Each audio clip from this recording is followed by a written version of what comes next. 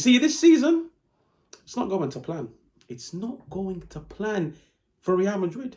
Los Blancos, it is not going to plan. And I feel like over the course of this season, people will begin to understand football is not played on a piece of paper. It's not about putting as many stars out there as possible and you're guaranteed to win. No, in the modern game, names are nothing.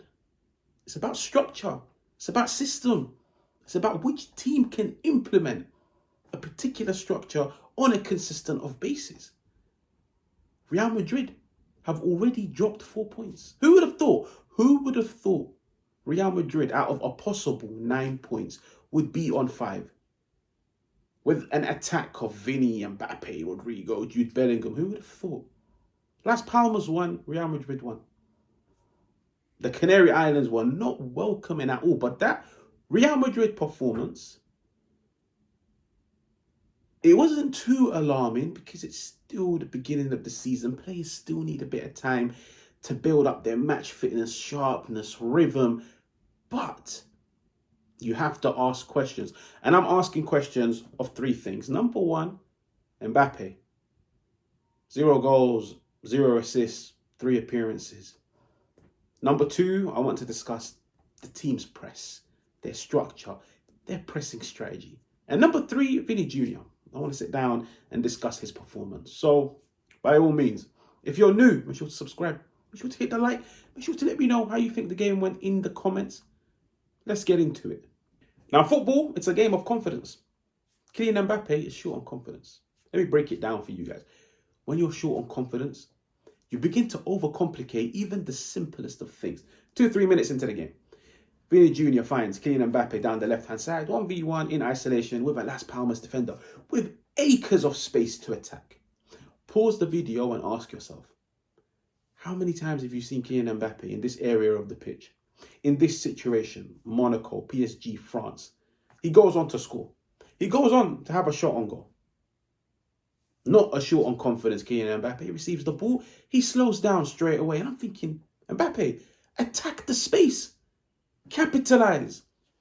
Picks up the ball, cuts in. He's looking for Vini Jr. The passing angle isn't there. Eventually he gets a shot off, which is blocked. An opportunity wasted. The weight of that Real Madrid shirt is heavy. And I feel that's something that a lot of people brush under the carpet. It's heavy. Going from PSG, where you were the star boy, everything is built around you. A 3-year saga of you wanting that dream move to Real Madrid. Now that you get it, the pressure is too much. And you can clearly see the pressure is too much at the moment. But there are other factors as to why he isn't scoring, as to why he looks like a frustrated figure, like against Las Palmas. Kylian Mbappe had 10 shots on goal. 10 shots. You look at these clips. Mbappe's always been accustomed to receiving the ball and charging at his man. So he would receive the ball either down the left-hand side, run at his man. He'd receive it in central areas, run at the opposition. With Real Madrid, that's what Vini Jr. does down the left-hand side. And you can clearly see Vini Jr. down the left, Kylian Mbappe is next to him, but the cross goes into the box.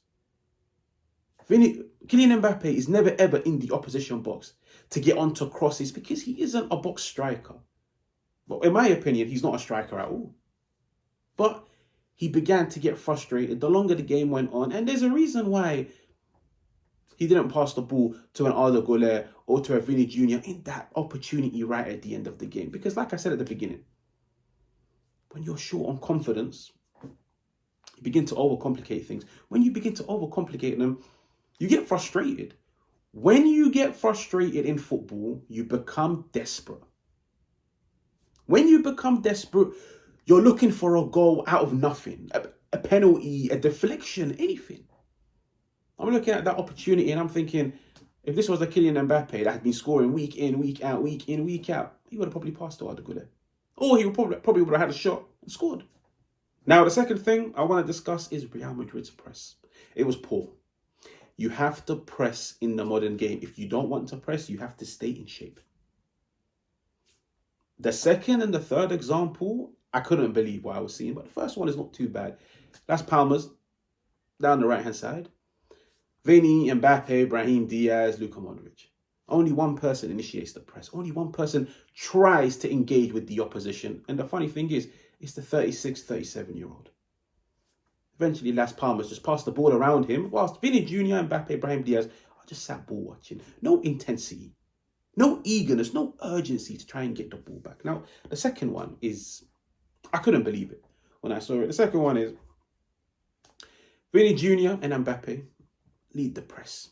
And I've labelled it unstructured press. They lead the press. Now, Luka Modric joins in. Just pause the video and look at the left-hand side. Look at Las Palmas' left-hand side. There are what, 2, 3 players unmarked, available to receive the ball? The majority of Real Madrid's team is on the left-hand side. Distribute your players. Close down the passing angles.